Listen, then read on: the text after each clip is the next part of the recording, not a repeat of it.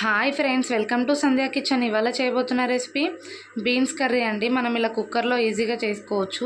1/2 kg beans, 2 medium size onions, 2 medium size టమాటాలను cut చేసుకొని పక్కన పెట్టుకోవాలి.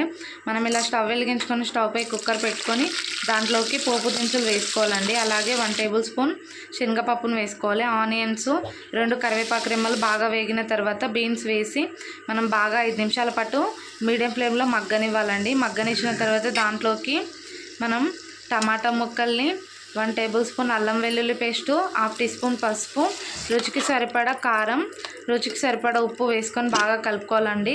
అలాగే మనం వేయించి పెట్టుకున్న నువ్వుల పొడి 2 టేబుల్ స్పూన్లు, 1 టేబుల్ స్పూన్ కొబ్బరి పొడిని వేసుకొని ఇలా కుక్కర్ విజిల్ పెట్టుకొని ఒక 5 విజిల్స్ వచ్చే వరకు పెట్టుకోవాలండి. మనకు బీన్స్ కర్రీ రెడీ అయిపోతుంది. ఇలా చేసుకోండి. మనం ఇలా కొత్తిమీర వేసి గార్నిష్ చేసుకుంటే బీన్స్ కర్రీ రెడీ అయిపోయిందండి.